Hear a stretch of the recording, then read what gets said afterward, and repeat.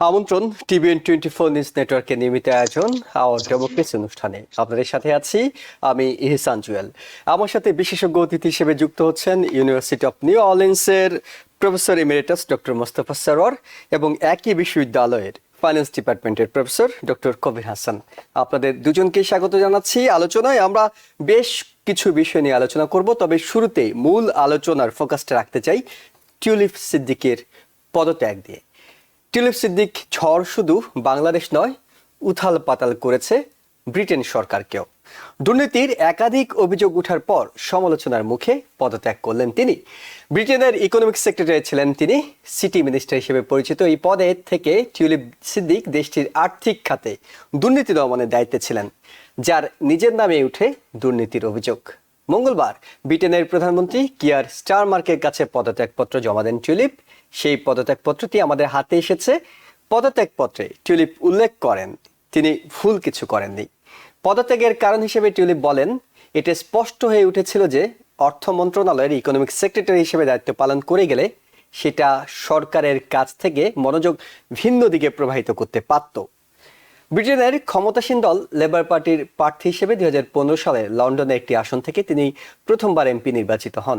2024 সালের নির্বাচনে চতুর্থবারের মতো এমপি নির্বাচিত হওয়ার পর গত জুলাইয়ে তিনি ইকোনমিক সেক্রেটারি হিসেবে দায়িত্ব পেয়েছিলেন। তার বিরুদ্ধে যে অভিযোগগুলো আসে তা হলো 2013 সালে রূপপুর পারমাণবিক বিদ্যুৎ কেন্দ্র নির্মাণের জন্য বাড়তি ব্যয় দেখিয়ে রাশিয়ার সঙ্গে চুক্তি করে বাংলাদেশ সরকার। রাশিয়ার সঙ্গে সেই চুক্তি করতে টিউলিপ সিদ্দিক সহযোগিতা করেন। চুক্তিতে বিদ্যুৎ কেন্দ্র নির্মাণের ব্যয় $100 কোটি বেশি দেখানো হয়। এছাড়া লন্ডনে শেখ হাসিনার ঘনিষ্ঠ এক ব্যবসায়ীর কাছ থেকে একটি ফ্ল্যাট নেয়ার পাশাপাশি বাংলাদেশের বিরোধী দলীয় একজন রাজনীতিবিদ মীর কাশেম আলীর ছেলের সাথেও একটি ভিডিওতে তর্কে জড়াতে দেখা যায় তাকে। শেষ পর্যন্ত টিউলিপকে বরখাস্ত করতে প্রধানমন্ত্রী কিয়ার স্টারমারকে আহ্বান জানান বিরোধী দল কনজারভেটিভ পার্টির প্রধান কেমি বেইডন। বিরোধী দলের পাশাপাশি দেশটির দুর্নীতি বিরোধী সংস্থাগুলো টিউলিপের পদত্যাগ চাচ্ছিলেন। প্রধানমন্ত্রী শেষ পর্যন্ত কিয়ার স্টারমার পদত্যাগপত্র গ্রহণ করেছেন। পদত্যাগপত্র গ্রহণ করে মন্ত্রীর দায়িত্ব পালনকালের জন্য টিউলিপকে চিঠি দিয়ে ধন্যবাদ জানিয়েছেন প্রধানমন্ত্রী। প্রধানমন্ত্রী উপদেষ্টা লাউরি ম্যাগনাস তদন্ত করেছেন। সেই তদন্তের বিষয়টি উল্লেখ করে কিয়ার স্টারমার টিউলিপকে জানান তার বিরুদ্ধে ওঠা কোনো অভিযোগের প্রমাণ পাননি ম্যাগনাস। তবে দুঃখজনক বিষয় হলো বাংলাদেশে তার পরিবারের ঘনিষ্ঠজনদের সঙ্গে সম্পর্ক নিয়ে সুনাম ক্ষুণ্ণ হওয়ার সম্ভাব্য ঝুঁকির ব্যাপারে তিনি যথেষ্ট সচেতন ছিলেন না। আমরা এই বিষয়টি নিয়ে আলোচনায় ফিরতে চাই। প্রফেসর ডক্টর মোস্তফা সরোয়ার, আপনার কাছে জানতে চাই, সেটি হলো টিউলিপ সিদ্দিকী পদত্যাগ করেছেন। তিনি অর্থনীতির মনোযোগ অন্যদিকে প্রবাহিত হোক সেটি চান না বলে জানিয়েছেন তার পদত্যাগপত্র। অন্যদিকে ব্রিটেনের প্রধানমন্ত্রীও তার বিরুদ্ধে কোনো দুর্নীতি পাওয়া যায়নি বলে আপাতত সামাল দিচ্ছেন তার একজন উপদেষ্টার বরাত দিয়ে। কিন্তু যে বিষয়টি আলোচনায় সেটি হলো টিউলিপ সিদ্দিক কি নিজের ইচ্ছে পদত্যাগ করলেন, নাকি আসলে দুর্নীতির অভিযোগ সমালোচনার মুখে শেষ পর্যন্ত তিনি ব্যর্থ হলেন কিংবা বাধ্য হলেন পদত্যাগ করতে? এটা দুর্নীতির জন্যই পদত্যাগ করেছে, কিন্তু সাধারণত ওয়েস্টার্ন ওয়ার্ল্ডে যেটা হয় যে কাউকে ফায়ার করলেও যে চিঠিটা আসে ওটা খুব ইউফিমিস্টিক, খুব ভদ্রভাবে চিঠি লেখা হয়, এটা সে ধরনের। কিন্তু এর কতগুলো জিনিসে আমার একটু আপত্তি রয়েছে। যে কিয়ার স্টারমার সে কি জানে না যে একটা লোককে যদি একটা অ্যাপার্টমেন্ট দেওয়া হয় গিফট হিসেবে, that has to be reported. এটা তো এথিক্সের স্ট্যান্ডার্ড রুল। আমরা প্রতিনিয়ত, আমি এই যুক্তরাষ্ট্রে এখানে আমি যখন ভাইস চ্যান্সেলর ছিলাম বছরে 2বার আমাকে দিতে হতো এই রিপোর্টগুলো, এবং যখন আমি রিজিওনাল ট্রানজিট অথরিটিতে ছিলাম আমি ইস্তফা দেওয়ার পরেও, আমার টেনিউর শেষ হওয়ার পরেও গত বছর আমি রিপোর্ট করতে হয়েছে আমাকে। কাজে এই যে জিনিসটা, যে একটা গিফট, একটা অ্যাপার্টমেন্ট, প্রায় ক্লোজ টু 2টো অ্যাপার্টমেন্ট, ইনফ্যাক্ট দুটোর কম্বাইন্ড প্রাইস হবে প্রায় $2.5 মিলিয়নেরও বেশি। এই যে প্রপার্টি দুটো, এই প্রপার্টি দুটো গিফট পেয়েছে সে, সেই গিফটটা সে রিপোর্ট করবে না? এটা তো একটা মানে যুক্তরাষ্ট্রে আমরা তো ম্যাচিওর্ড বাচ্চাদেরকে, যারা অ্যাডাল্ট বাচ্চা, তাদেরকে 10,000-এর বেশি বছরে আমরা যদি গিফট দেই ওটা আমাদেরকে রিপোর্ট করতে হয়। এই যে সামান্য ব্যাপারগুলো, এগুলো মানে মানে টিউলিপ জানতো না। এটা তো আমার কাছে, আমি বিস্ময় বিহ্বল হচ্ছি। বাই দি ওয়ে, টিউলিপের বাবা সিদ্দিকী, শফিক সিদ্দিকী, আমি একটা পত্রিকার একটা বিভাগের এডিটর ছিলাম। কলি কুমকুমের আমি ছিলাম এডিটর, আর আমার আন্ডারে ওর বাবা ছিল অ্যাসিস্ট্যান্ট এডিটর। ওর নাম ছিল সুরসুরিদা, আমার নাম ছদ্মনাম ছিল সাথী ভাই। আমরা প্রতি মাসে এটাকে বের করতাম। 2 বছরে আমি ওর বাবার সঙ্গে আমার প্রায় প্রতি সন্ধ্যাবেলা বিকেলবেলা কোনোদিন আড্ডা ছাড়া যায়নি। এটা ভালো পরিবারের, মানে অ্যাটলিস্ট আমি ওর বাবাকে জানি। Doctor Shafiq Ahmed Siddiqui is a very good person. কিন্তু এখানে দেখা গেল যে শেখ মুজিবুর রহমান বঙ্গবন্ধুকে আমি অনেক শ্রদ্ধা করি। আমি তার ওখানে অনেকবার গিয়েছি সামান্য ছাত্র হিসেবে। কিন্তু সেই পরিবারের লোকরা যে কাণ্ড কারখানা করছে চারিদিকে, এমনকি টিউলিপ অক্সফোর্ড গ্রাজুয়েট হয়েও এই কেলেঙ্কারিতে জড়িয়ে পড়বে, এটা খুবই দুঃখজনক। আমি ভারাক্রান্ত হৃদয় বলছি যে টিউলিপ এটা না করলেও পারতো। মানে এটা কি আমি বলবো না যে বঙ্গবন্ধুর রক্তের প্রবাহে যেদিক যেদিক যাচ্ছে সবাই করাপশন করছে, এটা অনেকে বলছে, এটা আমি বলবো না। হ্যাঁ, এটা আমি বিশ্বাস করি না এই জেনেটিক টেনেটটাকে। কিন্তু এনভায়রনমেন্ট যেটা ছিল, সেই এনভায়রনমেন্টটা ছিল আমার মনে হয় বিষাক্ত, কলুষিত। মানে পতিত স্বৈরাচারী সরকারের পাশে গিয়ে সে যে তার সময় কাটিয়েছে, তাতে এনভায়রনমেন্টালি মানে পরিবেশগতভাবে তার এই চরিত্রের বিচ্যুতি ঘটেছে, এবং এটা খুবই দুঃখজনক। জি, আপনি দুঃখজনক বলছেন। প্রফেসর কবির হাসান, আপনার কাছে জানতে চাই, এই ধরনের ঘটনা অর্থাৎ এই ধরনের ব্যক্তিরা যখন ব্রিটেনের মতো আমরা এখন পর্যন্ত আমেরিকায় বাংলাদেশি কোনো কংগ্রেসম্যান পাইনি, কিন্তু ব্রিটেনে রূপা হক, টিউলিপ সিদ্দিক, তারা তো আসলে দেশের মুখ উজ্জ্বল করার কথা। তাদেরকে নিয়ে বাংলাদেশ গর্ব করত যে এক সময়, এখন এই মুহূর্তে যদি পরিবর্তিত পরিস্থিতি না হতো, টিউলিপ সিদ্দিকের এই ধরনের পদত্যাগে হয়তো আমাদের আফসোস বাড়ত।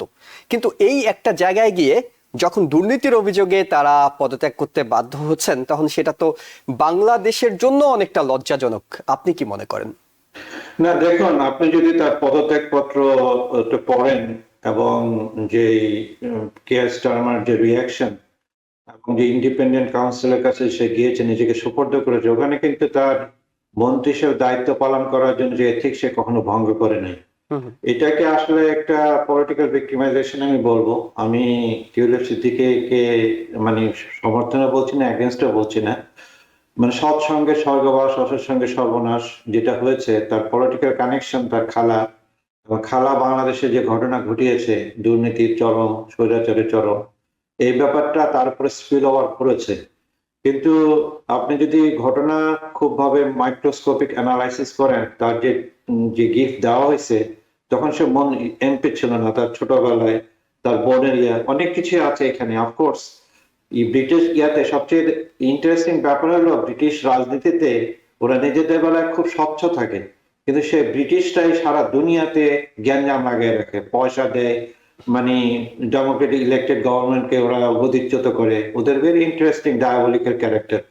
তো এই ক্ষেত্রে আমি যেটা বলবো, আমি কিন্তু 2 দিন আগে আপনাদের প্রোগ্রামে বলেছিলাম যে তাকে নিজেকে সোপর্দ করে সে আসলে মন্ত্রিত্ব হারাবে, এটা আমার প্রেডিকশন ছিল। সে এখন তার এমপি কে ধরে রাখার চেষ্টা করছে, অর্থাৎ রাজনৈতিক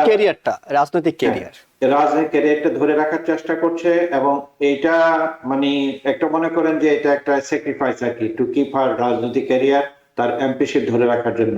যদি বিরোধী দল আরো সোচ্চার হতো, যে কথাটা সে বলেছে, অন্যদিকে মনোযোগ আকর্ষণ করতো, সবচেয়ে বড় কথা এটা it would come back to her, তার পলিটিক্যাল ক্যারিয়ারকে আরো ধ্বংস করার জন্য। এখানে I hope it stops here. কারণ টিউলিপ সিদ্দিক বাংলাদেশে অরিজিন, আমরা we are proud of her, তাই না? সে অনেক কিছু করেছে, 4বার এমপি ইলেকশন, তার মানে সে ভালো কাজ করছে, লোকজন তাকে মানে ভোট দিয়ে জিতিয়ে নিচ্ছে। বাংলাদেশের মতো না, সে জেনুইন ইলেক্টেড মানে পাবলিক রিপ্রেজেন্টেটিভ, তাই না? আমি সেদিকেই মনোযোগ দিতে, মানে আমি আমার মনোযোগকে রাখবো। এবং এটা একটা সঠিক সিদ্ধান্ত হয়েছে, সে রিজাইন করেছে এবং অ্যাকসেপ্ট করেছে। Let's put a stop to it. জি, আপনি অসৎ সঙ্গের কথা বলছিলেন, তার খালার কথা বলছিলেন, কিন্তু বাংলাদেশে দুর্নীতির সাম্প্রতিক যে আলোচনাগুলো হচ্ছে, সেখানে কিন্তু তার মায়ের কথা উঠে আসছে। অর্থাৎ যিনি রাজনীতির আলোর বাইরে ছিলেন, কিন্তু অর্থনৈতিকভাবে দুর্নীতির জন্য শেখ রেহানাকেও তো দায়ী করা হচ্ছে। আচ্ছা, আমি যে কথাটা বলছি, আমার কেন জানি, আমার কাছে ডেটা নাই, কিন্তু আমার কেন জানি মনে হয়তো যে শেখ হাসিনা দুর্নীতি পরায়ণ লিডার ছিলেন না, কিন্তু তার বোন সমস্ত দুর্নীতিগুলো করতো তার ছায়া রেখে। কিন্তু শেখ হাসিনা জানতো, কারণ সব ইনফরমেশন তার কাছে আসে। সে যে একটা প্রশ্রয় দিয়েছে, সেই জন্য সে যে দুর্নীতির দায়গ্রস্ত। এবং যে বাংলাদেশের যে ব্যাংকিং সেক্টর, আর্থিক সেক্টরকে পুরা খেয়ে ফেলার পিছনে শেখ রেহানার অবদান আছে। তা আমার কাছে একটু অবাক লাগে মানে যে সন্তানরা যখন দেখে যে তার বাপ মা বিচ্যুত হচ্ছে, এবং সে তো আর যেমন তেমন সন্তান, একটা এমপি, একটা মানে এবং ব্রিটেনে প্রতিষ্ঠিত জন্ম, দেশে ব্রিটেনে বেড়ে ওঠা, সেখানকার রাজনৈতিক শিক্ষা তার মধ্যে আছে। এবং সেটা সে বলতে পারতো তার মানে তাদেরকে একটা মোরাল পার্সুয়েশন যে তোমরা যেটা করছো এটা তো টোটালি কন্ট্রাডিক্টরি, তাই না? রাইট। এবং যে সমস্ত ফাইন্যান্সিয়াল টাইমস এর বোধহয় কিছু প্রতিবেদক ঢাকায় গিয়েছিল, যে বঙ্গভবন গিয়ে যে সমস্ত জিনিসপত্র আলামত নিয়েছে, তার মানে তাদের মধ্যে রাজনীতি নিয়ে আলাপ করা হইতো, তাই না? সেটা having a British citizen, British MP, তাদের এথিক্স এর মধ্যে যায় না। তো মোদ্দা কথা হলো শেখ হাসিনা ডুবেছে। শেখ হাসিনার সাথে সাথে শুধু এটাই না, একটার পর একটা ক্যাজুয়ালিটি এক এক করে আসবে। কিন্তু আমার মনে হয় তার ইনোসেন্ট ভিকটিম আসলে। আমি এইটা হলো আমার অভিমত এই টিউলিপ সিদ্দিক সম্পর্কে, যে একটা ইনোসেন্ট ভিকটিম। কিন্তু আনফরচুনেটলি যে কথাটা সারোয়ার বললেন, অক্সফোর্ড গ্রাজুয়েট, তারা আরো একটু, আমরা একটু এক্সপেক্ট করছিলাম বেশি যে এই অন্যায়গুলো করে যাচ্ছে। আচ্ছা না, অনেক সময় মা তুমি এটা কি করছো, বা খালা তুমি কি করছো, এটা তো আমি দেখি নাই, আমি তোমার ভাগ্নে, আমি একটা দেশের এমপি যেখানে গণতন্ত্র, সূতিকাগার, ডেমোক্রেসি, এই কথাগুলো কখনো উঠে এসেছে না, আমরা কখনোই জানবো না। কিন্তু ইভেন যে তাকে ভিডিও যখন ফুটেজটা দেখালেন, জি, ভিডিও ফুটেজটা দেখালেন, সে বারবার মানে ইয়ে করছে, আমি ব্রিটিশ এমপি, আমি born London, this and that. But মানে এই কথাগুলো মানে আমি বলবো যে এর মধ্যে কথায় সে আর একটু বলিষ্ঠ রোল নিতে পারতো। সে তো আর মানে মানে যেমন তেমন না, একটা MP, well educated, born in England, সেই ডেমোক্রেটিক পরিস্থিতি জানে, ওই জায়গায় শি কেম শর্ট, এটা আমি বলবো। তাকে যখন ফ্রিতে ফ্ল্যাট দেওয়া হচ্ছিল তিনি নিশ্চয়ই জানতেন যে তাকে এটা দেয়া হয়েছে, এবং এই সুযোগটা আসলে তিনি দিতে পারতেন না। তার খালা বাংলাদেশের প্রধানমন্ত্রী শেখ হাসিনার কাছ থেকে কিছু পাওয়ার জন্যই কিন্তু তাকে সেটি দেয়া হচ্ছে। সেটি, এই কানেকশনটা তো নিশ্চয়ই না বোঝার মতো মানে ম্যাচুরিটি তার ছিল বলে। না, কিন্তু যে জিনিসটা, ফ্ল্যাটটা যখন দেওয়া হয় তখন কিন্তু সে এমপি এমপি ছিলেন না, রাইট। হ্যাঁ, তার কাছ এটা থেকে তার কিছু MP পাওয়ার জন্য না, হওয়ার তার আগে। খালার কাছ থেকে পাওয়ার জন্য দেওয়া হয়েছিল। হ্যাঁ, হ্যাঁ, এটা তার আগে। এখন আপনি এটাকে ঘুরিয়ে ফিরে তাকে ইমপ্লিকেট করতে পারেন, এবং যখন সে এমপি দাঁড়ায় অথবা মিনিস্টার হয়, তাকে কিন্তু সমস্ত, যেটা সার্ভার বললেন, তার সমস্ত সম্পত্তির হিসাব দিতে হয়। সেই জায়গায় সে ভুলটা করেছে, তার বলা উচিত ছিল, সে বলেনি। জি, আমি একটু মোস্তফা সরোয়ার আপনার কাছেও জানতে চাই। সেটি হলো, একদিকে তিনি মন্ত্রিত্ব থেকে পদত্যাগ করেছেন, কিন্তু তার বিরুদ্ধে দুর্নীতি যে অভিযোগটা উঠেছে ব্রিটেনে, সেটি তো তদন্ত হবে। একই সঙ্গে বাংলাদেশও দুদক তার ব্যাপারে, অর্থাৎ রূপপুর পারমাণবিক বিদ্যুৎ কেন্দ্র, আমরা একটা ছবি দেখেছিলাম যে প্রেসিডেন্ট পুতিনের সঙ্গে তার যে ছবিটি, সেইখানেও তিনি আসলে গিয়েছিলেন তার খালার কারণেই, কিন্তু সেই ছবিটিও আলোচনায় এসেছে। এখন মূল বিষয়টি হলো যে এই অভিযোগটি উঠেছে, এখন তো টিউলিপ সিদ্দিকী নিজের রাজনৈতিক ক্যারিয়ারের সাথে চাইবেন তিনি যদি নিষ্কুলুষ হন, তিনি যদি নিষ্পাপ হন, তিনি যদি নির্দোষ হন, সেটি যাতে তদন্তের মাধ্যমে উঠে আসে, অর্থাৎ তদন্তটা তো চলমান থাকবে। হ্যাঁ, তদন্তটা চলমান রয়েছে এবং থাকবে। এটা এই মুহূর্তে শেষ হচ্ছে না, কারণ ব্রিটেনের এই ব্যাপারগুলো আছে। হ্যাঁ, তারা পৃথিবীর বিভিন্ন জায়গায় বিভিন্ন কুকাণ্ড করে বেড়ায়, আমি কবিরের সঙ্গে একমত। কিন্তু তাদের আবার ইন্টারনালি তাদের কিন্তু বিচার ব্যবস্থাটাকে তারা ভালো করার চেষ্টা করে। আমার মনে হয় টিউলিপ সিদ্দিকীর যে সমস্যাটা এখানেই শেষ হচ্ছে না। তার কারণ, যে উকিলগুলো বিদেশি, একটা ফরেন কান্ট্রি, যেগুলো ট্যাক্স হেভেন, হ্যাঁ, তাদের থ্রুতে যে এই প্রপার্টি গুলোকে চ্যানেল করেছে তার কাছে, অক্সফোর্ড গ্রাজুয়েট এক ভদ্রমহিলা জানে না যে এই হু আর দিস গাইস, যারা তাকে দিয়েছে এগুলো আওয়ামী লীগের ধান্দাবাজ। ওরা প্রত্যেকটা কেসে হেরেছে। যে উকিলটা, গনি নামে যে উকিলটা ওকে দিয়েছে, সেই উকিল আমাদের বাংলাদেশের কমপক্ষে আমার জানা মতে অয়েল কোম্পানি বিষয়ক লিটিগেশনসে প্রত্যেকটা কেসে সে হেরেছে, এবং বাংলাদেশ লক্ষ লক্ষ ডলার ভর্তুকি দিয়েছে বিভিন্ন অয়েল কোম্পানিকে। এবং এই বেটাই তাকে এটা করেছে, এবং 3বার চেঞ্জ করে, মানে বিনামিতে দেওয়ার জন্য এই চ্যানেলে। এইটা টিউলিপ সিদ্দিকী জানে না যে এই লোকটা যে দিল এ কে, হুইজ হি। ও যে বাংলাদেশের কন্ট্রাক্ট পাচ্ছে বেআইনি ভাবে, ও উপযুক্ত না, তাও ওকে কন্ট্রাক্ট দিয়েছে। শেভরনের সঙ্গে হেরেছে, এবং অন্যান্য অনেক অয়েল কোম্পানি, সার্ভিস কোম্পানির সঙ্গে বারবার ওই লোকটা হেরেছে, কিন্তু বারবার তাকে কন্ট্রাক্ট দিয়েছে হাসিনা গভর্নমেন্ট। কেন? যাতে ও ওই দান করতে পারে, গিফট, মানে ওর কাছ থেকে ঘুষের পিছে। এটা ধরা পড়বেই। এবং আরো একটা ব্যাপার, যে যেখানে 7 বিলিয়নে একটা নিউক্লিয়ার পাওয়ার প্ল্যান্ট করা যায়, হ্যাঁ, সেখানে বাংলাদেশের খরচ 14 বিলিয়ন। এটা তো জ্যাক আপ করেছে, এই যে মানে ইনভয়েসকে আপ করেছে, করে এই টাকাটা এরা ডিস্ট্রিবিউট করে নিয়েছে, এটাও ধরা পড়বে। জি, আমার যা মনে হয় আমাদেরও প্রত্যাশা সেটাই যে আসলে রাজনৈতিক ভিকটিম যাতে টিউলিপ সিদ্দিক না হন, তিনি যদি না, দোষ করে থাকেন। Victim, she is not a victim, she is not a victim, she is a perpetrator. সে অত বোকা না, সে অক্সফোর্ড পাস এবং শিক্ষিতা মহিলা, সে নর্ম জানে, সিস্টেম জানে, কিন্তু সে এগুলোকে চাপা দিয়েছে। সে যদি না জানতো তাহলে তো সে স্টেটমেন্টে দিত, তার ফাইন্যান্সিয়াল স্টেটমেন্টের মধ্যে দিত। দেয়নি কেন? চুরি করেছে, চাপা দিতে চেয়েছে। আমি জাস্ট একটু ডিফার করতে যাচ্ছি সারোয়ার ভাইয়ের সাথে। সারোয়ার ভাই, আমার শক্ত করে বলা ঠিক না এই মানে টিউলিপের বয়স কত ছিল যখন পুতিনের সাথে দেখা করতে যায়? সে ওয়াজ এ টিনেজার, তাই না? সে মানে সমস্যাটা হলো যে শেখ হাসিনা মনে করতো এবং তার পরিবার বাংলাদেশ তাদের বাপদাদা তাল্লুক, তারা যেখানে যাইতো সবকিছু ঘরোয়া মনে করতো। এই যা তার চেহারা দেখেন, শেখ হাসিনা নিজেও বলেছে, আমরা বয়সে যদি আপনি যাচাই করেন একটা টিনেজার মহিলা কিভাবে এই সমস্ত ডিলের সাথে জড়িত। এখন আমরা ইমপ্লিকেট করার চেষ্টা করছি, আমরা ভিক্টিমাইজ করি, যেটা আমাদের জাতীয় সমস্যা। এখন তার বিরুদ্ধে দুর্নীতি দমন কমিশনও বাংলাদেশের পুরো ফ্যামিলির বিরুদ্ধে লেগেছে। আমার মনে হয় না ব্রিটেনে এখনো দুর্নীতির বিরুদ্ধে তার কোনো তদন্ত হচ্ছে। সুতরাং যেটা হচ্ছে বাংলাদেশে হচ্ছে, বাংলাদেশে যদি তাকে ইমপ্লিকেট করে কোনোভাবে, এবং করতেও পারে, কারণ আমাদের বিচার ব্যবস্থা এখনো আমরা সেইভাবে স্বাধীন না, সেইভাবে আমরা মানে স্বচ্ছ না। যদি সে কনভিক্টেড হয় অথবা কোনো কারণে যদি হয়, তাহলে তার পলিটিক্যাল ক্যারিয়ার কিন্তু এর প্রভাব পড়বে ব্রিটেনে। কিন্তু এটা আমাদের জন্য একটা লস আমি মনে করি। সে তো একজন ভালো এমপি ছিল, তাই না? এই ব্যাপারে তো তার কোনো সন্দেহ নেই। সে একজন মিনিস্টার হিসাবে কিন্তু সে ভালো কাজ করে যাচ্ছিল। এটা আমরা লুজ করছি জাস্ট বিকজ একটা অ্যাসোসিয়েশনের কারণে, একটা স্বৈরাচারী খালার অ্যাসোসিয়েশনের কারণে তার একটা ফিউচার ব্রাইট পলিটিক্যাল ক্যারিয়ার হয়তো একটা এন্ডের দিকে যাবে আর কি। জি, অনেক ধন্যবাদ আপনাদের দুজনকে। আমরা একটু দেশের আলোচনায় ফিরতে চাই।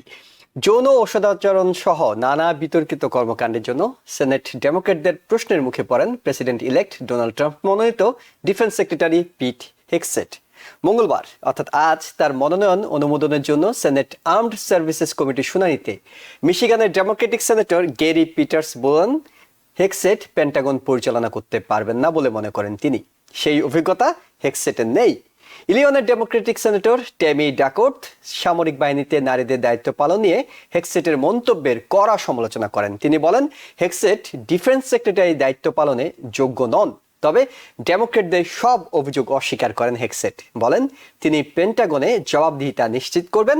আমরা জানি যে ডোনাল্ড ট্রাম্প তার ক্যাবিনেটের জন্য যে মনোনয়নটা দিয়েছেন, তাদের মধ্যে সবচেয়ে বিতর্কিত যে নামগুলো, যে সমালোচনাটা হচ্ছে বিশেষ করে ব্যক্তিগত জীবন নিয়ে পিট হেগসেটের এবং তার অভিজ্ঞতা নিয়ে, এটি নিয়েও কিন্তু বেশ তোপের মুখে পড়েছেন। তবে শেষ পর্যন্ত তিনি হয়তো টিকে যাবেন, কারণ রিপাবলিকান সেনেটররা তার ব্যক্তিগত জীবনের পরিবর্তে তিনি কতটা স্বপ্ন দেখাচ্ছেন কিংবা কোন কোন ইচ্ছেগুলো পোষণ করছেন সেগুলোর উপর বেশি গুরুত্ব দিচ্ছেন।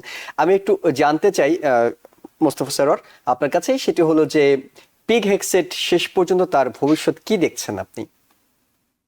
ভবিষ্যৎ ভালো, সে he will get the job. এটা হচ্ছে কি, ডোনাল্ড ট্রাম্প মানে ঠিক লোকই সে হায়ার করেছে, ডোনাল্ড ট্রাম্পের মতনই। মানে এর বিরুদ্ধে যে এলিগেশনস গুলো এতক্ষণ আলোচিত হলো, হ্যাঁ, বিভিন্ন লোক, সেগুলো তো ডোনাল্ড ট্রাম্পের নিজস্ব চরিত্র, কাজেই তারই একটা রিফ্লেকশনস ইন পিট হেগসেট। কাজে আমার যেন মনে হয় যে ডোনাল্ড ট্রাম্পকে জনগণ ভোট দিয়েছে, যুক্তরাষ্ট্রের লোকজন, তারা কিন্তু এই জিনিসগুলো জানতো ডোনাল্ড ট্রাম্প সম্পর্কে, কিন্তু তারা হয়তো নিজেদের চেহারাই দেখেছে, হ্যাঁ, তারা হয়তো নিজেরাও এ ধরনের, মানে সবাই করে না, একটা বিরাট অংশ যাদের কর্মকাণ্ডের সঙ্গে ডোনাল্ড ট্রাম্পের মিল আছে এবং পিট হেগসেটের মিল আছে। কাজেই আমার যেন মনে হয়, কি বলে যে মানে শালুকে শালুক চেনে, সেটাই আর কি, মানে they are all in the same boat. কাজে এটাকে আমি খুব একটা সিরিয়াসলি দেখবো না। সে পাবে, জবটা পেয়ে যাবে, নিয়োগ পাবে, শেষ পর্যন্ত সে নিয়োগ পাবে। এবং এবং সবচেয়ে যে জিনিসটা যেটা মহিলা সেনেটররা জিজ্ঞেস করছেন, সেটা কিন্তু খুব গুরুত্বপূর্ণ, যে উনি নিজে কিন্তু ন্যাশনাল গার্ডের আর্মি, সামরিক বাহিনীর লোক। উনি বলছেন যে মেয়েদেরকে কমব্যাটে উনি মানে লক্ষ্য মানে দেখতে চান না, হ্যাঁ। উনি কিন্তু বেশ ভালো প্লে বয় টাইপ লোক। মেয়েদেরকে উনি হয়তো অন্য ভূমিকাতে ওনার চোখে কিন্তু উনি যায়নি, আজকে দেখছেন? আবার বলছিলেন যে শোল্ডার টু শোল্ডার তিনি ইকুয়ালি হ্যাঁ, না, দেখতে ওইটা চান। উনি করেছেন। ও খুব চালাক, সে সে খুবই চালাক। সে একদম ডোনাল্ড ট্রাম্পের, মানে ডোনাল্ড ট্রাম্পের মতো অত উচ্চ পর্যায়ের না, হ্যাঁ, কিন্তু তার দ্বিতীয় পর্যায়ের চরিত্র যে সে চেঞ্জ করে ফেলেছে। সে বলছে যে না, হ্যাঁ, মেয়েদেরকে নেওয়া হবে, তারা যুদ্ধ করবে। কাজে মানে মানে আমরা এগুলো আলোচনা করি, এটা ডেমোক্রেসির একটা পার্ট, হ্যাঁ, তাতে হয়তো সে কিছুটা সাবধান হবে, হ্যাঁ, অ্যাকাউন্টেবিলিটি বাড়বে, সমালোচনা হবে। কিন্তু গণতন্ত্রের যে ফান্ডামেন্টাল জিনিস, যে ইলেক্টেড প্রেসিডেন্ট, তারই রাইট টু অ্যাপয়েন্ট এবং সেনেটের রাইট টু র্যাটিফাই, এবং এ দুটোই ঘটবে এবং সে জব পেয়ে যাবে। জি, প্রফেসর কবির হাসান, সেটা হলো প্রফেসর ডক্টর মোস্তফা সরোয়ার যেভাবে বলছিলেন একেবারে হয়তো ব্যক্তিগত বিষয়গুলো হয়তো তিনি তুলে আনছেন, কিন্তু সেক্রেটারি অফ ডিফেন্স আমরা যখন সেটা নিয়ে আলোচনা করি, সেক্রেটারি অফ ডিফেন্স অনেক গুরুত্বপূর্ণ একটি দায়িত্ব, এবং সেই জায়গায় পিট হেগসেট কতটা ফিট করে আসলে? যে দেখুন, মানে পজিটিভ তো কিছু বলা যায়, সরোবর নেগেটিভ কিছু বললেন। তার কিন্তু কমবাট এক্সপিরিয়েন্স আছে, সে প্রিন্সটন গ্রাজুয়েট, এবং তার চারিত্রিক দুর্বলতা আছে, এটা তার third wife. But most important thing এখানে, মানে যে থ্রেশহোল্ড, যেটা he is a born again খ্রিস্টান। সে বলেছে এখন আমি খুব ভালো হয়ে গেছি, আমি মাধ্যম ছিলাম, এখন আমি এটা করি না। আমার তৃতীয় wife ব্রট me two god, father of 7 children. তো অতীতের জিনিসগুলো সবাই রিপাবলিকানরা মানে ক্ষমার চোখে দেখছে, কিন্তু ডেমোক্রেটরা সেটা ক্ষমার চোখে দেখছেন। আপনি যদি বলেন তার preparedness, of course he is unlike any other defence secretary যারা অতীতে দেখেছে আর কি, যাদের ব্যাকগ্রাউন্ডের সাথে তার ব্যাকগ্রাউন্ড উইক। কিন্তু ডোনাল্ড ট্রাম্পও তো সেকেন্ড বার, মানে ভেরি আনপ্রেসিডেন্টেড, তাই না? প্রেসিডেন্ট হলে কোনো ব্যাকগ্রাউন্ড নেই, একটা সুযোগ দেওয়া যাক। কিন্তু সারাবার সাথে আমি একমত, সে ডোনাল্ড ট্রাম্পের ক্লোন, একটু লোয়ার লেভেলের। সে যা যা এখন বলছে, মানে নমিনেশন পাওয়া, মানে নমিনেশন, সে মানে জবটা পাওয়ার জন্য হয়তো এগুলো চেঞ্জ করে ফেলবে, হয়তো চেঞ্জ নাও করতে পারে, কিন্তু হি ইজ অন রেকর্ড। এই ডেমোক্রেটের যে সমস্ত জিনিসগুলো বলতেছে অন রেকর্ড, কিন্তু তারপরে হচ্ছে, কিন্তু 53 numbers are in favour of him. আমি আজকে যে রিপোর্ট পড়লাম আপনার অনুষ্ঠানে আসার আগে, যে he will be easily confirmed. জি, কিন্তু সেটা হবে। কিন্তু সেটা একটা রং এনিওয়ে, কারণ there are 4 other very controversial, even worse candidate আছে। তাদের পথকে যদি সুগম করে দেয়, এটা আমেরিকান ন্যাশনাল সিকিউরিটির জন্য একটা হুমকি স্বরূপ হয়ে দাঁড়াবে। টুলসি গাবার্ডের কথা আছে, তারপরে ক্যাশ প্যাটেল আছে, আর কয়েকজন আছে যারা আসলে কন্ট্রোভার্সিয়াল। তাদের যোগ্যতা নিয়েও ইয়ে আছে, প্রশ্ন আছে, কন্ট্রোভার্সি আছে। এবং এইটা বোধহয় একটা টেস্ট কেস হিসাবে ডোনাল্ড ট্রাম্প নিয়েছে। কারণ রিপাবলিকান পার্টির স্ট্র্যাটেজি কিভাবে আগাইতে হবে, অন্য তিনজনে কিন্তু এখনো হিয়ারিং সেট করেনি। ওরা দেখছে যে পেট হ্যাকসেটকে, এবং সেই কিন্তু তাকে দিয়ে শুরু করেছে, এটা কিভাবে যাচ্ছে, এইভাবে ওরা নেক্সট স্ট্র্যাটেজি গুলা মানে ফলো করবে। কিন্তু অন্য তিনটার ব্যাপারে আমার যথেষ্ট, আমি নিজেও যথেষ্ট মানে রিজার্ভেশন আছে। ওরা যদি হয় দেশের জন্য, দেশের সিকিউরিটির জন্য হুমকি হবে। এবং এর আগে আমরা দেখেছি যে অ্যাটর্নি জেনারেল গেটস তিনি কিন্তু সরে গিয়েছিলেন তিনি অবস্থাটা বুঝে, কিন্তু পিট হেগসেটের ব্যাপারে দেখা গেল যে ডোনাল্ড ট্রাম্প নিজে থেকেই বেশ অ্যাক্টিভ হয়েছেন, তিনি কথা বলছেন পিট হেগসেটকে নিয়ে। এর আগে আমরা দেখেছি মাইক জনসন তিনি কংগ্রেসম্যানদের সঙ্গে আলোচনা করেছেন, সেনেটরদেরকে ম্যানেজ করার চেষ্টা করছেন। শেষ পর্যন্ত এইটুকু ধরে নেওয়া যেতে পারে যে পিট হেগসেট টিকে যাচ্ছেন, এটাই হয়তো এখন পর্যন্ত যে আভাসটা পাওয়া যাচ্ছে।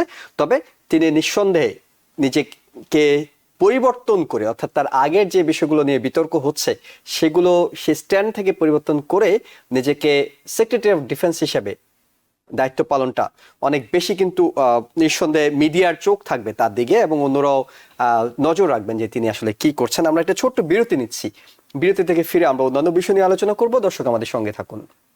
আবারও স্বাগত ডেমোক্রেসি অনুষ্ঠানে, আপনাদের সাথে আছি আমি ইহসান জুয়েল। আমার সাথে বিশেষজ্ঞ অতিথি হিসেবে যুক্ত আছেন ইউনিভার্সিটি অফ নিউ অরলিন্সের professor emeritus doctor Mostafa Sarwar এবং একই ইউনিভার্সিটির ডিপার্টমেন্ট অফ ফাইন্যান্স ডিপার্টমেন্টের প্রফেসর ডক্টর কবির হাসান। আপনাদের দুজনকে আবারও স্বাগত। আমরা একটু আলোচনার দৃষ্টিটা নিতে চাই স্পেশাল কাউন্সিল জেকে স্মিথের যে রিপোর্টটি প্রকাশ করা হয়েছে সেটি নিয়ে। নানা নাটকীয়তা ছিল, অর্থাৎ এই রিপোর্টটি প্রকাশ যাতে না হয় সেটি নিয়ে আদালতে যাওয়া হয়েছিল। বিচারক শুরুতে এটিকে একটি টেম্পোরারি নিষেধাজ্ঞা দিয়েছিলেন, পরবর্তীতে শেষ পর্যন্ত আদালতের রায়ের প্রেক্ষিতে এটি প্রকাশ করা হয়েছে। এবং এই রিপোর্টে প্রেসিডেন্ট ইলেক্ট ডোনাল্ড ট্রাম্পকে দোষী সাব্যস্ত করার জন্য সরকারের কাছে যথেষ্ট প্রমাণ ছিল বলে দাবি করেছেন সাবেক স্পেশাল কাউন্সিল জ্যাক স্মিথ। সাবেক বলছি কারণ তিনি গত শুক্রবার পদত্যাগ করেছেন, তার 3 দিন আগে তিনি রিপোর্টটি জমা দিয়েছেন। মঙ্গলবার বহুল প্রতীক্ষিত এই জ্যাক স্মিথের তদন্ত রিপোর্টে বলা হয়েছে এবার নির্বাচিত না হলে ট্রাম্প দোষী সাব্যস্ত হতেন। এদিকে প্রতিবেদন প্রকাশের প্রতিক্রিয়ায় ট্রুথ সোশ্যালে জ্যাক স্মিথকে নির্বোধ প্রসিকিউটর বলে উল্লেখ করেছেন ডোনাল্ড ট্রাম্প। আমি একটু ডক্টর কবির হাসান আপনার কাছে জানতে চাই, সেটা হলো এই রিপোর্টটি বলা হচ্ছিল যে এর আগে এটি যাতে প্রকাশ করা না হয়, বিশেষ করে 2টি রিপোর্ট, একটি এই ক্যাপিটাল হিলে হামলা এবং অন্য আরেকটি রিপোর্ট ছিল যেটি ছিল গোপন নথি সংক্রান্ত। কিন্তু গোপন নথি সংক্রান্ত অংশটু একেবারেই নিষেধ করা আছে এবং অ্যাটর্নি জেনারেল, সরকারের বাইডেনের অ্যাটর্নি জেনারেল বলেছেন তারা এটি প্রকাশ করতে চান না। কিন্তু ক্যাপিটাল হিলে হামলা এত বড় একটা ঘটনা, সেই রিপোর্টটা প্রকাশ হয়েছে এবং সেখানে বলা হচ্ছে ডোনাল্ড ট্রাম্প যদি প্রেসিডেন্ট না হতেন তিনি দোষী সাব্যস্ত হতেন। উল্টো ডোনাল্ড ট্রাম্প বলছেন যে তিনি আসলে এই ঘটনার সাথে যারা জড়িত তাদেরকে ক্ষমা ঘোষণা করবেন তিনি দায়িত্ব নেওয়ার পর। রিপোর্টের এই টোটাল রিপোর্ট নিয়ে আপনার একটু বিশ্লেষণ শুনি। দেখুন, রিপোর্টে যেটা মানে জ্যাক স্মিথ যেটা করেছে খুব থরলি সে ইনভেস্টিগেট করে যে কনক্লুশনে পৌঁছেছে সেটার সাথে আমি একমত। কিন্তু ডোনাল্ড ট্রাম্প তো যে classic she lies every hour, তাই না? এখন সে তাকে নির্বোধ বলা, এবং আমি আজকে একটা নতুন ছবি এসেছে আপনারা দেখে নেন, এটা আপনাদের নিউ ইয়র্কে গত শুক্রবারে অ্যাপ্রেন্টিস বলে আর কি। রয় কোন বলে একজন লয়ার ছিল, যেটা যে আমাদের ম্যাকার্থির ওয়ান অফ দিস সিনেটরের সে এবং তার অ্যাপ্রেন্টিস কিভাবে উইন করা, যদি কোনো ধরনের আর্গুমেন্ট আসে then kill kill kill, deny deny deny, don't admit anything. তো এই ব্যাপারগুলোই সে করেছে এবং হি ইজ লাকি, তাই না? আজকে যদি প্রেসিডেন্ট না হতো ডেফিনেটলি এর জন্য সে অভিযুক্ত হতো এবং সে ইয়াতে যেত। এবং কিন্তু ইন্টারেস্টিংলি সে কিন্তু এই তার ইন্টারভিউতে এখনো মিথ্যাটা বলে যাচ্ছে। সে বলতেছে হেজবুল্লাহ নাকি ওখানে ছিল। আপনি এটা শুনেছেন কিনা জানি না, ডোনাল্ড ট্রাম্পের একটা ইন্টারভিউ আমি শুনছিলাম, সে বলছে যে 6 জানুয়ারিতে ওখানে হেজবুল্লাহ লোকজন ছিল। হেজবুল্লাহ লেবাননের হেজবুল্লাহ এবং যারা ইনোসেন্ট তারাই কনভিক্টেড হয়েছে, কিন্তু যারা আসলে ভিতরে তারা কনভিক্টেড হয়নি। এই সমস্ত কথাবার্তা বলা তো গণতন্ত্রের জন্য একটা বিরাট হুমকি স্বরূপ। কিন্তু ইন্টারেস্টিংলি এই যে দেখেন, আমি একটা কানেক্টেড একটা এই যে মেটা, এই যে মার্ক জুকারবার্গের যে এখন যে আপনি ফ্যাক্ট চেক করবেন এটা বাদ দিয়ে দিয়েছে এবং সে আবার ক্রেডিট নিচ্ছে যে আমার প্রেসারে সেটা করেছে। তার কি আমরা কি এমন একটা প্রেসিডেন্সি দেখতে যাচ্ছি যে একটা ফেসিবাদের জন্ম দিচ্ছে? কারণ ভয় পেয়ে কিছু বলছে না। আপনি যে পিটের যে কনফার্মেশন, তার আগে কিন্তু অনেকগুলো রিপাবলিকান সিনেটর সন্দিহান ছিলেন ওকে ওরা ভোট দেবে কিনা, কারণ তার অতীত হিস্ট্রি সব মিলিয়ে আসলে এতবারই একটা সেন্সিটিভ পজিশনে। কিন্তু ডোনাল্ড ট্রাম্পের সেই ফেসিবাদী ক্যারেক্টার থ্রেট করা যে নেক্সট ইলেকশনে প্রাইমারিতে হারিয়ে দেবে, এই ব্যাপারটা আমার কাছে একটু কষ্টদায়ক লাগতেছে যে আমেরিকা তো একটা ল্যান্ড অফ ফ্রিডম, সবাই আমরা কাউডিন হয়ে যাই এবং এই লোকটা জানে কিভাবে এই লোকজনকে লাইনে রাখার। এই যে অ্যাপ্রেন্টিসের একটা লাইন ছিল, কাউকে যদি করতে হয় ইউজ লিগ্যাল পাওয়ার, থ্রেট দাও, থ্রেট দিলে যাতে লোকজন আপনার যে রাইটের কথা বলতে না পারে। সেখানে একটা ভেরি ইন্টারেস্টিং কেস ছিল ডোনাল্ড ট্রাম্পের, যে এই কালোদেরকে না দেওয়ার, র্যাঙ্ক না দেওয়ার অথবা তার বিরুদ্ধে কিন্তু ডিপার্টমেন্ট জাস্টিসের একটা কেস হয়েছিল। সেই কেসকে সে রয় কোনকে দিয়ে টেকনিকটা বলছে, সে কাউন্টার আঘাত করে সেই কেস অল্পতে ডিসমিস হয়েছে। কিছু যে জায়গা তার জেল হওয়া দরকার ছিল, তার ফাইন্যান্সিয়াল অনেক ধরনের তার লায়াবিলিটি বা পানিশমেন্টের দরকার ছিল। এই কথাগুলো আমি বললাম এই কারণে যে এটা দুঃখজনক এমন একটা জিনিস করে সে পার পেয়ে যাচ্ছে just because he has been reelected president. এবং এটার জন্য আমরা আমেরিকানরাও দায়ী ইন এ সেন্স, আমরা এমন একটা ক্রুককে আবার প্রেসিডেন্ট বানিয়েছি। বারবার আমি কথাগুলো আপনার অনুষ্ঠানে বা টিভিএনে বলে যাচ্ছিলাম যে গাজার ব্যাপারে একটা সিদ্ধান্ত না নিলে যে 7 সুইং স্টেটে ব্যাপারটা তাই হয়েছে। আমেরিকান তো পপুলার ভোটে হয় না, কিন্তু যেহেতু ডেমোক্রেটরা কিছুই করেনি, এখন পর্যন্ত ডেমোক্রেটরা কিছু করছে না।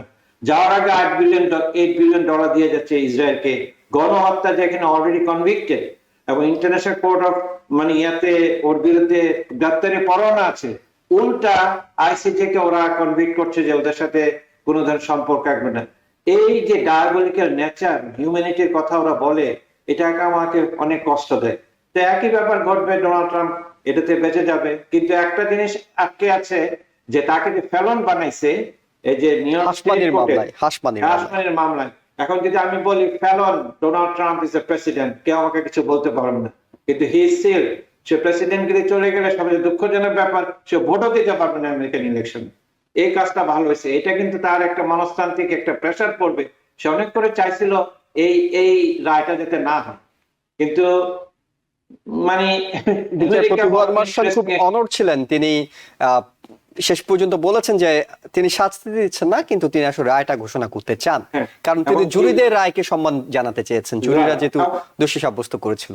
এবং এটা আমেরিকাতে তার মানে দুইজনের দুই ধরনের ল থাকবে নাকি, এই যে একটা মরাল স্ট্যান্ড উনি নিয়েছেন, that is a good. At the same time he knows the reality, he will B president, he has to run his show. তাকে তো জেল টার্মও দিতে পারতো, এগুলো কিছুই দেয়নি। এবং সুপ্রিম কোর্টে পর্যন্ত গিয়েছে। ডোনাল্ড ট্রাম্প মনে করেছে যে এখন দেখেন আমি আমেরিকান ইনস্টিটিউশনের প্রতি অনেকটা শ্রদ্ধাশীল, এখানে কিন্তু 6-3 মেজরিটি নিয়েও 5 জন কিন্তু বলেছে যে না, এই রায় উইল কন্টিনিউ, কারণ এটা জুরির রায়, এটা আমেরিকান লিগ্যাল সিস্টেমের ব্যাপার, এখানে প্রেসিডেন্ট আর সাধারণ জনগণের মধ্যে তফাৎ নেই। এই ব্যাপারগুলো আমাকে উৎসাহিত করে, উজ্জীবিত করে আমেরিকান ইনস্টিটিউশনাল মেকানিজমের জন্য আর কি। কিন্তু এট দি সেম টাইম মাঝে মাঝে এই যে এই জনপ্রতিনিধি যারা সিনেট বলেন, কংগ্রেস বলেন, তারা এমন কিছু সিদ্ধান্ত নেয় শুধু একটা দেশকে করার জন্য, ইসরায়েলকে। তারা দুনিয়ার সব ধরনের রোল এবং তাদের নিজস্ব রোল, আমেরিকার রোল, এই যে আপনি কিন্তু যেখানে হিউম্যানিটেরিয়ান অ্যাসিস্ট্যান্স যেগুলো বাধা দেয়, আমেরিকান লতে আছে আপনি তাদেরকে সামরিক সাহায্য দিতে পারবেন না। যেখানে গণহত্যার আছে, আমেরিকান ল আছে, আপনি সামরিক সাহায্য দিতে পারবেন না। জো বাইডেন যাওয়ার আগেও $8 বিলিয়ন দিয়ে যাচ্ছে, এটা বড় দুঃখজনক, the contradiction that we see. জি, ডক্টর মোস্তফা স্যার, আপনার কাছে জানতে চাইবো, জ্যাকি স্মিথকে নিয়োগ দেওয়া হয়েছে প্রেসিডেন্ট হিসেবে যখন ডোনাল্ড ট্রাম্প তার প্রার্থিতা ঘোষণা করছেন 2022 সালে, অর্থাৎ তারপরের দিনে জ্যাকি স্মিথকে নিয়োগ দেওয়া হয়েছে। আবার বিচারক ক্যানন বলছিলেন যে তার নিয়োগটাই অসাংবিধানিকভাবে হয়েছে স্পেশাল কাউন্সিল হিসেবে, কিন্তু শেষ পর্যন্ত তিনি একটি রিপোর্ট জমা দিয়ে গেছেন। বেশ সাহসের সঙ্গে তিনি কাজটি করেছেন পদত্যাগের 3 দিন আগে, কারণ ডোনাল্ড ট্রাম্প বলেছিলেন দায়িত্ব গ্রহণের 20 সেকেন্ডের মধ্যে তাকে বরখাস্ত করবেন, সেখানে তিনি আগে নিজে সরে গেছেন। এখন এই রিপোর্ট শেষ পর্যন্ত আসলে এটি তো আসলে আর শাস্তির কোনো সুযোগ নেই, কারণ প্রেসিডেন্সিয়াল ইমিউনিটি আছে, কিন্তু এই রিপোর্ট কিংবা হাসমানের মতো যে রায় এসেছে, এগুলো তো আসলে থেকে যাবে, ইতিহাসের অংশ হবে।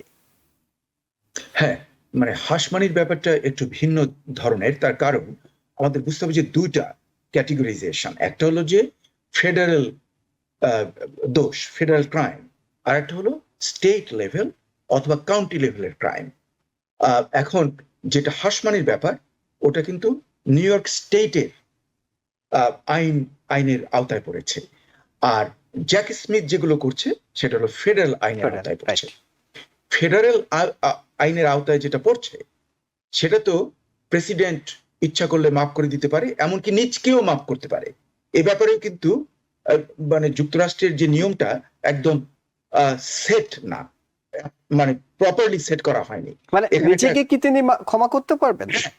এটা নিজেকে যে করা যাবে না এরকম কোন ক্যাটেগরিক্যাল স্টেটমেন্ট করতে নেই। আচ্ছা, সাধারণত কেউ করে না, সেই কারণে হয়তো করেননি আর কি। এটা কেউ করে না, হ্যাঁ, এক্সপেক্টেড যে কেউ নিজকে নিজে ক্ষমা করবে না, হ্যাঁ, এরকম একটা পরিস্থিতি কখনো যুক্তরাষ্ট্রে ঘটেনি। সেই জন্য ফাউন্ডিং ফাদার্সরা কিংবা তারপরে ওরা এটা চিন্তা করেনি। সেই যে সুযোগটা সে নিয়ে ফেডারেলকে তার নামে যেগুলো আছে সেগুলো সে ভন্ডুল করে দেবে, এটা বোঝা যাচ্ছে। আরো একটা ব্যাপার, যে জাস্টিস ডিপার্টমেন্টের যে পলিসিতেও আছে কিন্তু, যে প্রিভিয়াস অথবা পরে যে প্রেসিডেন্ট, তাদেরকে মানে একটা ইমিউনিটি, একটা ইনডাইরেক্ট ইমিউনিটি, যে তাদেরকে কেস দিয়ে সাজা দেওয়া যাবে না, এটা কিন্তু ওদের আছে, কিন্তু স্টেট গভর্নমেন্টে কিন্তু সেটা নেই। কাজেই হাসমানির যে কেসটা, যেখানে সে ক্রিমিনাল, যেটা কবির বলল সুন্দর করে গুছিয়ে, যে হাসমানির যে কেসে যে তার জাজ বলল যে সে কনভিক্টেড, হ্যাঁ, এই কনভিকশনটা থেকে যাবে, যে জন্য হয়তো সে ভোট দিতে পারবে না, কিন্তু সে তারা আপিল করবেন বলেছেন বিষয়টা। আপিল করলেও আমার যেন মনে হয় যে নিউ ইয়র্কের যে স্টেট সিস্টেমটা আমরা দেখছি, আর যেখানে জুরিরা করেছে, অ্যাপিলে হয় কি সাধারণত অ্যাপিলে হয় যদি প্রসিডিউরাল কিংবা এরকম কোনো মিস্টেক থাকে, সেরকম মিস্টেক কিন্তু ওখানে নেই। হ্যাঁ, কাজেই আমার মনে হয় না যে নিউ ইয়র্কের আপার কোর্ট এটাকে ভন্ডুল করতে পারবে না, তার কারণ প্রসিডিউরালি কোনো মিস্টেক নেই। হ্যাঁ, কাজেই এটা জুরি যেহেতু সবাই করেছে ইউনানিমাস, হ্যাঁ, যেটা ক্রিমিনাল কেসের one of the fundamental principal, সেটা ফলো করা হয়েছে। কাজে আমার মনে হয় তার নামে কনভিকশনটা থেকে যাচ্ছে। এবং একটা জিনিস যেটা আমি একটু অ্যাড করে যাচ্ছি, ফেডারেল যে কিছু হলে যে প্রেসিডেন্ট ক্ষমা করে দিতে পারে, যদি আগে কোনো হিস্ট্রি নাই American history, Donald Trump history তৈরি করবে, I can write to you, যাওয়ার আগে সে নিজেকে সমস্ত কিছু থেকে অ্যাবজলভ করে যাবে। এই মামলাগুলো তো শেষ হয়ে গেছে, না এইটা না, স্টেটের কথা না, ফেডারেল যতটুকু ফেডারেল যে ক্রাইম মানে করে আগে করেছে পরে করছে, এগুলো সবকিছু সে নিজেকে ক্ষমা করে দিয়ে যাবে। এটা আমি আপনাকে বলতে পারি আগে থেকে prediction. Donald Trump will be first one to do it. আমরা হয়তো অনেক কিছুই দেখার সুযোগ তৈরি হবে, তবে সময় খুব বেশি হাতে নেই। আমাদের অনুষ্ঠানের জন্য যেমন নেই, ডোনাল্ড ট্রাম্প দায়িত্ব নেওয়ার জন্য খুব বেশি সময় হাতে নেই। আগামী সোমবার তিনি দায়িত্ব নিতে যাচ্ছেন এবং তিনি আশা প্রকাশ করেছেন কিংবা প্রত্যাশা জানিয়েছেন যে তিনি প্রথম দিনে 100টি এক্সিকিউটিভ অর্ডার দেবেন, যার বেশিরভাগ থাকবে অভিবাসন নিয়ে। নিঃসন্দেহে জাতি তাকিয়ে আছে যে ডোনাল্ড ট্রাম্প আগামী 4 বছরের জন্য জনগণ তাকে ভোট দিয়েছে, জনগণ তার যে ম্যান্ডেটগুলো সেগুলোর উপরে তারা আশ্বাস রেখেছেন, অধিকাংশ জনগণ রেখেই তাকে হোয়াইট হাউসে পাঠিয়েছেন। তাই তিনি আসলে কি করেন, কোন পলিসিতে দেশকে নিয়ে যান এবং কিভাবে তিনি দেশ নিয়ন্ত্রণ করেন, শাসন করেন, পলিসি নির্ধারণ করেন, বহির্বিশ্বের ব্যাপারে করেন, সেগুলো দেখার জন্য এবং আলোচনা করার জন্য আমাদের সামনে যথেষ্ট সুযোগ থাকবে, আমরা সেটি করব। আপনাদের দুজনকে অসংখ্য ধন্যবাদ আমাদের অনুষ্ঠানে যোগ দিয়ে আপনাদের মূল্যবান মতামত দেওয়ার জন্য, এবং দর্শক যারা দেখছিলেন সবাইকে ধন্যবাদ জানিয়ে শেষ করছি আজকের মতো। ভালো থাকবেন। টিবিএন 24 টেলিভিশন দেখতে আজই কল করুন 7187776556। লগ ইন করুন www.totalcablebd.com। নিউ ইয়র্ক থেকে সম্প্রচারিত টিবিএন 24 টেলিভিশন বিশ্বজুড়ে বাঙালির কণ্ঠস্বর।